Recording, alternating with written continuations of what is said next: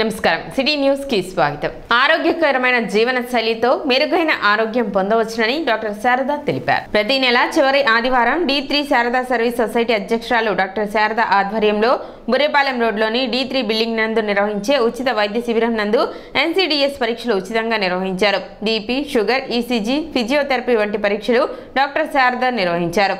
జీవన విధానం, ఆహార నియమాలు, వచ్చిన వ్యాధులను ఏ విధంగా అధిగమించాలి అనే విషయాలపై డాక్టర్ శారద అవగాహన కల్పించారు. అనంతరం వైద్య పరీక్షలు నిర్వహించిన వారికి ఉచితంగా మందులు పంపిణీ చేశారు. సుమారు 200 మందికి పైగా ఈ వైద్య శిబిరం నందు వైద్య సేవలను ఉపయోగించుకున్నారు. ఎడ్యుకేషన్ అంటే వారు తీసుకోవాల్సింది సెల్ఫ్ కేర్ టెక్నిక్స్ అనేది చాలా తక్కువగా వాళ్ళు స్వీకరిస్తున్నారు. మనం ఎన్ని చెప్పినా సరే మందులు తీసుకుని వెళ్ళటం అలవాటు పడుతున్నారు. లేకపోతే తొందరగా తగ్గిపోవాలి, హడావుడి పట్టం తప్పితే వాళ్ళు ప్రశాంతంగా మనం చెప్పింది విని వాళ్ళు నిత్య జీవితంలో వాళ్ళు అడాప్ట్ చేసుకునే వాటి దగ్గర మాత్రం చాలా ఇనర్షియా ఉంటుంది. ఇది పోవాలి అని అంటే లాట్ ఆఫ్ కౌన్సిలింగ్, అంటే ఒక్క డాక్టర్ వల్లే కాదు, పక్కన ఉన్న పారామెడికల్ స్టాఫ్ అంటే ANMs కానీ, ఆషాస్ కానీ, డోర్ విజిట్స్కి వెళ్ళిన వాళ్ళు కూడా పదే పదే చెప్పినప్పుడు ఇది తప్పనిసరిగా పాటించాలని వాళ్ళ హెల్త్ ప్రాక్టీసెస్ని అడాప్ట్ చేసుకునే దానికి అవకాశం ఉంది. ఈరోజు ప్రత్యేకించి మేము అంటే రేపల్లి నుంచి అట్లా దూర ప్రాంతాల నుంచి వచ్చిన వాళ్ళకి 400, 500 బ్లడ్ షుగర్స్ ఆల్రెడీ వాళ్ళు మందులు వాడుతూనే ఉన్నా సరే మరి అంతంత షుగర్స్ ఉన్నాయి అని అంటే వాళ్ళకి ఇప్పటిదాకా డైట్ గురించి కానీ, ఎక్సర్సైజ్ గురించి కానీ, వాళ్ళు నిత్యం వండుకునే విధానం కానీ ఏమీ తెలియక వాళ్ళు ఇబ్బంది పడటం జరుగుతుంది. ఆ కౌన్సిలింగ్ మేము ఇచ్చాము. ఇక్కడ ECGs ఫ్రీగా చేస్తున్నాము, అట్లానే డైట్ కౌన్సిలింగ్ ఫ్రీగా చేస్తున్నారు, ఫిజియోథెరపీ ఇస్తున్నాము. ఇవన్నీ కూడా మరి ప్రజలు వినియోగించుకుని వాళ్ళ జీవనశైలిని మార్చుకున్నప్పుడు తప్పనిసరిగా మనం ప్రగతి సాధిస్తామండి. పట్టణ నాజర్పేటలో వేయించేసి ఉన్న శ్రీ రుక్మిణి సమేత పాండురంగ స్వామి దేవస్థానంలో 26వ తేదీ సోమవారం కృష్ణాష్టమి వేడుకలు నిర్వహిస్తున్నట్లు ఆలయ కమిటీ సభ్యులు తెలిపారు. ఉదయం స్వామివారికి అభిషేకం మరియు అష్టోత్తర పూజ, అదేవిధంగా సాయంత్రం అష్టోత్తర పూజ అనంతరం శ్రీకృష్ణుని చిత్రపటంతో కోలాట బృందం, మంగళ వాయిద్యాలతో ఊరేగింపు కార్యక్రమాలు ఉంటాయని, తదనంతరం ఉట్టికొట్టే కార్యక్రమం నిర్వహించబడుతుందని వారు తెలిపారు. భక్తులు విశేష సంఖ్యలో పాల్గొని కార్యక్రమాన్ని జయప్రదం చేయాలని ఆలయ కమిటీ సభ్యులు విజ్ఞప్తి చేశారు. ఈ దేవస్థానం 1940లో నిర్మితమైంది. ఆనాటి నుండి ఈనాటి వరకు కూడా ప్రతి సంవత్సరము శ్రావణ మాసం బహుళ అష్టమి రోజు వచ్చే కృష్ణాష్టమి అంటారు. ఆ కృష్ణాష్టమి రోజు కూడా ఇక్కడ స్వామివారికి ఉత్సవ కార్యక్రమం చేయడం ఆనవాతిగా వస్తున్నది. దాని సందర్భంగా రేపు 26/8/2024 సోమవారం కృష్ణాష్టమి, శ్రీకృష్ణ జయంతి అంటారు, శ్రీకృష్ణాష్టమి. ఆ రోజున ఉదయం 7 గంటలకు శ్రీ రుక్మిణీబాయి సమేత పాండురంగ స్వామి వారికి పంచామృత సుగంధర్వి అభిషేకము, తదనంతరం పూజా కార్యక్రమం, తీర్థప్రసాదాల వినియోగం ఉంటుంది. అంతేకాకుండా సాయంత్రం 5 గంటలకు స్వామివారి యొక్క అష్టోత్తరనామ పూజ, 5:15 నుండి శ్రీ చంద్రమౌళేశ్వర భజన బృందం మండలి మరియు శ్రీ సొల్లేటి శైలజ గారి బృందము చేత కోలాటము మరియు మంగళ వాయిద్యముల చేత శ్రీకృష్ణ స్వామి చిత్రపటము చేత శ్రీ పాండురంగ స్వామి వారి చిత్రపటము చేత ఊరేగింపుగా వెళ్తాము. ఆ ఊరేగింపు నుంచి వచ్చిన తర్వాత 6 గంటలకు ఉట్లోత్సవం అంటే ఉట్టికొట్ట కార్యక్రమం ఏర్పాటు చేయడం జరిగింది. కావున భక్తులందరూ కూడా ఈ ఉట్లోత్సవ కార్యక్రమంలో పాల్గొని స్వామివారి కృపకు పాత్రులయ్యి ఆ స్వామివారికి తీర్థప్రసాదం చేసి తీర్థప్రసాదం స్వీకరించి ఆ కృష్ణస్వామి స్వరూపమైనటువంటి శ్రీ పాండురంగ స్వామి వారి అనుగ్రహం పొందవలసిందిగా కోరుతున్నాం. ఇట్లు ఈ నెల 26వ తేదీ సోమవారం పట్టణ నాజర్పేటలోని ఇస్కాన్ టెంపుల్ నందు కృష్ణాష్టమి వేడుకలను నిర్వహిస్తున్నట్లు మందిర ప్రతినిధులు తెలిపారు. శనివారం మందిరం నందు ఏర్పాటు చేసిన విలేకరుల సమావేశంలో వారి వివరాలు వెల్లడించారు. తెల్లవారుజామున 4:30 నుండి వేడుకలు ప్రారంభమవుతాయని, 7:30 గురు పూజ, 8 గంటలకు కృష్ణ ప్రవచనాలు, 10 గంటలకు కలశాభిషేకాలు, మధ్యాహ్నం 12 గంటలకు అభిషేకం అత్యంత వైభవంగా నిర్వహించడం జరుగుతుందని తెలిపారు. 12:30 హారతి కార్యక్రమం ఉంటుందని తెలిపారు. సాయంత్రం కొత్తపేటలోని రామకృష్ణ కవి కళాక్షేత్రం నందు వివిధ రకాల సాంస్కృతిక కార్యక్రమాలు నిర్వహిస్తున్నట్టు వారు వెల్లడించారు. భక్తులు విశేష సంఖ్యలో పాల్గొని కృష్ణ సేవకు పాత్రలు కావాలని వారు కోరారు.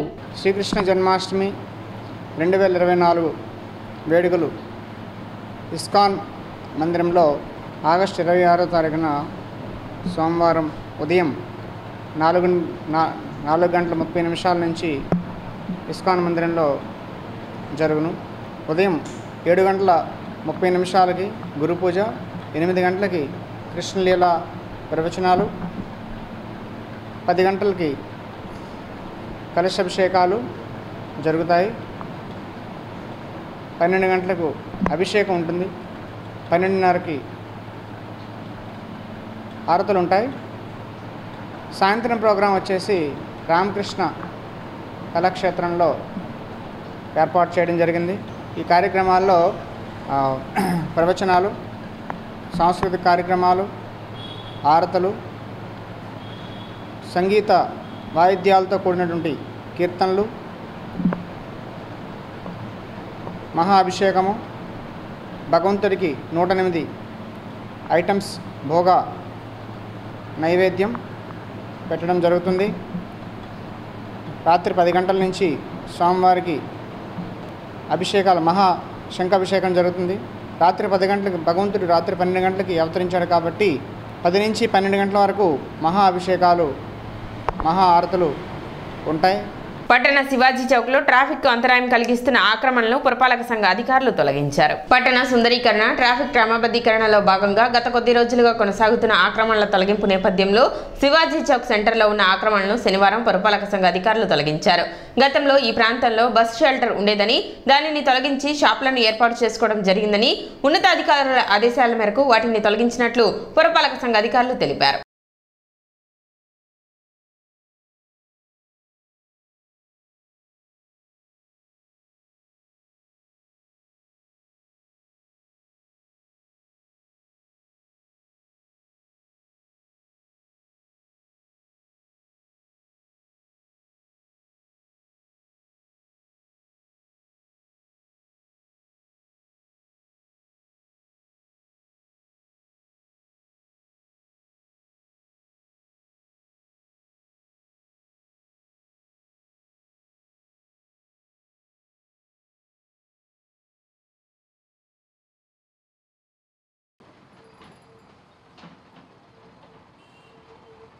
ఇప్పుడు ఈ 6వ వార్డు సంబంధించి పట్టణ సుందరీకరణలో భాగంగా పట్టణంలో ఎక్కడైతే ట్రాఫిక్ ఇబ్బందికరంగా ఉన్నదో అలాంటి ఎక్కడైనా కానీ ప్రజల అభిష్టం మేరకు తొలగించి దాన్ని సుందరీకరణలో ట్రాఫిక్ ఇబ్బందిగా లేకుండా చేయడానికి మేము చర్యలు తీసుకుంటున్నాము.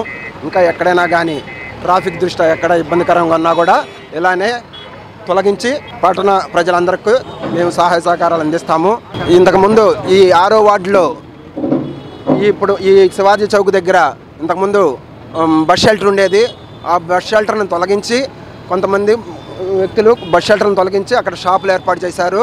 ఇక్కడ ప్రజల అభిష్టం మేరకు ఆ 6వ వార్డు ప్రజలు కంప్లైంట్ మేరకు ఆ షాపులను తొలగించి ఇప్పుడు మళ్ళీ దానికి తదుపరి కమిషనర్ ఆదేశాల మేరకు ఆ ప్లేస్లో ఏం బస్ షెల్టర్ ఉన్నదో అవసరమో లేదో తర్వాత కౌన్సిల్ వారి నిర్ణయం మేరకు తదుపరి చర్యలు తీసుకుంటామని ఇందుమూలంగా తెలియజేస్తున్నాం. శ్రీ లక్ష్మీ పద్మావతి సమేత శ్రీ వెంకటేశ్వర స్వామి వారి దేవస్థానం వైకుంఠపురం శిఖర ప్రతిష్ఠ మహోత్సవాలు వైభవంగా నిర్వహించనున్నారు. శ్రీ లక్ష్మీ పద్మావతి సమేత శ్రీ వెంకటేశ్వర స్వామి వారి దేవాలయం నందు నూతనంగా నిర్మించిన శ్రీ స్వామి అమ్మవార్ల విమాన గోపురాల శిఖర ప్రతిష్ఠ, జీవధ్వజ శిఖర ప్రతిష్ఠ, శ్రీ స్వామి వారికి, అమ్మవార్లకు శ్రీ భూవరాహ స్వామి వారికి కాలన్యాస మహోత్సవం మరియు శ్రీ హనుమత్ లక్ష్మణ సీతారామ స్వామి, రుక్మిణి సహిత శ్రీకృష్ణ స్వామి వార్ల ఉత్సవ విగ్రహాల సంప్రోక్షణ, నూతనంగా నిర్మించిన శ్రీ హనుమత్ మందిరం నందు శ్రీ ప్రసన్నాంజనేయ స్వామి శిల విగ్రహ ప్రతిష్ఠ నిత్యాది కార్యక్రమాలు వైభవంగా నిర్వహించడం జరుగుతుందని, ఇందులో భాగంగా 26, 27, 28 3 రోజుల పాటు దేవస్థానం నందు విశేష పూజలు నిర్వహిస్తున్నట్లు ఆలయ కమిటీ సభ్యులు తెలిపారు. భక్తులు విశేష సంఖ్యలో పాల్గొని స్వామివారి కృపకు పాత్రలు కావాలని కోరారు. సమావేశంలో ఆలయ ఈవో తిమ్మానాయుడు, ఆలయ కమిటీ చైర్మన్ కుమ్మం సాయిబాబా, దుర్గా ప్రసాద్, నాగేశ్వరరావు, రవిశంకర్, శంకర్రావు, అలహరి రవికుమార్ తదితరులు పాల్గొన్నారు.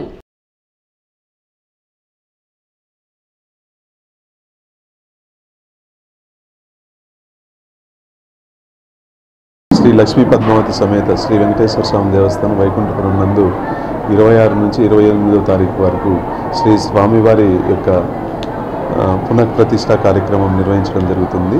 అందులో భాగంగా 26వ తారీఖున విశ్వసేన ఆరాధన, పుణ్యవక్షణం, అగ్ని ప్రతిష్టాపన కార్యక్రమంలో ఉదయం 8 గంటల నుంచి ప్రారంభమవుతాయి. మధ్యాహ్నము అన్నదాన కార్యక్రమం నిర్వహించబడుతుంది. సాయంత్రం అగ్నిహోమాది కార్యక్రమాలు నిర్వహిస్తారు. అలాగే 27వ తారీఖు కూడా స్వామివారికి కలశ స్థాపన ఇవన్నీ కూడా నిర్వహిస్తూ 27వ తారీఖు అర్ధరాత్రి స్వామివారికి కళ్యాణాసనం చేయడానికి కావాల్సినటువంటి ఏర్పాట్లు కూడా చేస్తున్నాము. 28వ తారీఖు ఉదయం విశ్వక్సేన ఆరాధన, పుణ్యవక్షణం, అగ్నిహోత్రముల కార్యక్రమంతో మొదలవుతుంది. మరియు అలాగే ఆ రోజు గౌరవనీయులైనటువంటి తెనాలి శాసనసభ్యులు మరియు మంత్రివర్యులైనటువంటి శ్రీ నాదెళ్ల మనోహర్ గారిచే జీవ కళ్యాణాసనము మరియు నూతన ఉత్సవమూర్తులకి కళ్యాణం నిర్వహించడం జరుగుతుంది. అలాగే సాయంత్రం మనోహర్ గారిచే కలశాభిషేకములకు మరియు అభిషేకము జరుగుతుంది.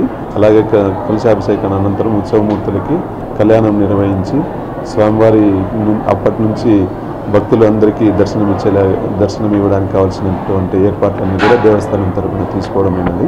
ప్రస్తుతం డిఏపి కొరత ఉన్నందున రైతులు ప్రత్యామ్నాయ మార్గాలపై దృష్టి సారించాలని ఏడీఏ ఉషారాణి సూచించారు. ప్రస్తుతం డిఏపి ఉత్పత్తి తక్కువగా ఉందని, దీనితో కృత్రిమంగా కొంత కొరత ఏర్పడిందని ఉషారాణి తెలిపారు. వ్యవసాయ శాఖ అధికారులు ఎప్పటికప్పుడు ఎరువులు అందుబాటులో ఉంచే విధంగా చర్యలు తీసుకుంటున్నామని, రైతులు ఆందోళన చెందవలసిన అవసరం లేదని తెలిపారు. ఈ వారం రోజుల్లో డిమాండ్ బాగా ఎక్కువగా వచ్చిందని, అయినా కూడా ప్రభుత్వం మార్క్ఫెడ్ ద్వారా రైతులు కోరిన మేర డిఏపిని పంపిణీ చేసినట్లు తెలిపారు. 170 మెట్రిక్ టన్నుల డిఏపిని తెనాలి మండల రైతులకు అందించినట్లు తెలిపారు. 2వ దఫా డిఏపి వేసే రైతులు ప్రత్యామ్నాయ నానో యూరియా ఉపయోగించుకోవాలని ఆమె రైతులకు విజ్ఞప్తి చేశారు. ఈ సంవత్సరం ఈ సీజన్లో రైతులకు అవసరమైనటువంటి డిఏపి అనేది కొంత కొరత ఏర్పడింది. దానికి వివరణ ఏంటంటే, మనకి డిఏపి అనేది మరి బయట దేశాల్లో తయారై మనం ఇంపోర్ట్ చేసుకునేటువంటి ఎరువు ఇది. అయితే బయట తయారీ కంపెనీలు చాలా మట్టుకు ఈసారి షట్ డౌన్ అవ్వటాన్ని బట్టి డిఏపి తయారీయే తగ్గిపోయింది. కనుక ఉన్నటువంటి తక్కువ కంపెనీల నుంచి మనం ఇంపోర్ట్ చేసుకోవటంలో కొంత అంటే డిలే జరగటాన్ని బట్టి కృత్రిమంగా మనకి డిఏపి కొరత అనేది మనకి సంభవించింది. అయితే రైతు సోదరులు ఎవ్వరూ మరి ఆందోళన చెందాల్సిన అవసరం లేదు. మేము కూడా మీకు ఎప్పటికప్పుడు అందుబాటులో ఉండేటట్లు అన్ని ప్రయత్నాలు చేస్తున్నాము.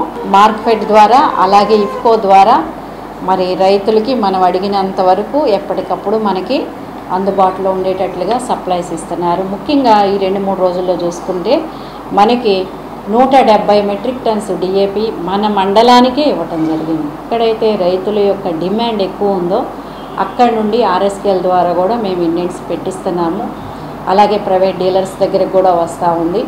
కనుక ముఖ్యంగా మేము వారందరికీ ఇచ్చినటువంటి మరి ఇన్స్ట్రక్షన్ ఏంటి అంటే, బయట అంటే మన ప్రక్కనున్న బాపట్ల జిల్లా వారికి ఇవ్వకుండా ఇప్పటి వరకు ముందు మన తెనాలి చుట్టుప్రక్కల ఉన్నటువంటి మన గ్రామాలకు మాత్రమే ఇవ్వాలని గట్టిగా మేము వారందరికీ ఇన్స్ట్రక్షన్స్ ఇచ్చాము. వాటి మేరకు ఈ 170 మెట్రిక్ టన్స్ డిఏపి మరి మీ అందరికీ ఇవ్వటం జరిగింది. 2వ దఫా వేయబోయేటువంటి రైతు సోదరులందరూ గమనించాల్సిన విషయం ఏంటి అంటే, మరి మరలా డిఏపి కోసమే మీరు వెయిట్ చేయకుండా మన దగ్గర 155 మెట్రిక్ టన్స్ ఓన్లీ మన టౌన్లో డీలర్స్ దగ్గర అందుబాటులో ఉన్నాయి. 143514, అలాగే 2020-013, 102626, 316, 315, 282820 ఇవన్నీ కూడా మనము సెకండ్ డోస్గా వేసేటువంటి ఎరువులుగా మనం వాడుకోవచ్చు. ప్రత్యామ్నాయంగా కాదు, కానీ మరి డిఏపి మనకి కొంత కొరత ఉంది కాబట్టి ఏ కాంప్లెక్స్ ఎరువు అయినా మీరు వేసుకోవచ్చు, ఎక్కడ మనకి దిగుబడి తగ్గదు. నానో యూరియా సెంట్రల్ గవర్నమెంటే ఇఫ్కో వారికి మరి ఇఫ్కో వారి ద్వారా తయారు చేయించి నేలకు ఇచ్చేటువంటి పొలంలో వేసేటువంటి ఎరువుల క్వాంటిటీ ఎక్కువైపోయి చౌడుబారుతున్నాయి కాబట్టి ఖచ్చితంగా పైపాటుగా మనం స్ప్రేయింగ్ చేయాలి, పైపాటుగా నత్రజని అందించాలి, పైపాటుగా నత్రజని భాస్వరం అందించాలి అనే ఉద్దేశంతో నానో టెక్నాలజీలో తయారు చేయబడినటువంటి నానో యూరియా, నానో డిఏపి అనేవి మనం రైతులతో ఖచ్చితంగా వాడించటం అలవాటు చేయాలి అనేది కేంద్ర ప్రభుత్వం యొక్క ముఖ్య ఉద్దేశం. కాబట్టి అది డీలర్స్ దగ్గర వాళ్ళు మమ్మల్ని బలవంతం చేస్తున్నారు అనేటువంటి అపోహను ప్రక్కన పెట్టి ఖచ్చితంగా మనం వాడటం అనేది అలవాటు చేసుకోవాలి. సిటీ న్యూస్ ఇంతటితో సమాప్తం. నమస్కారం.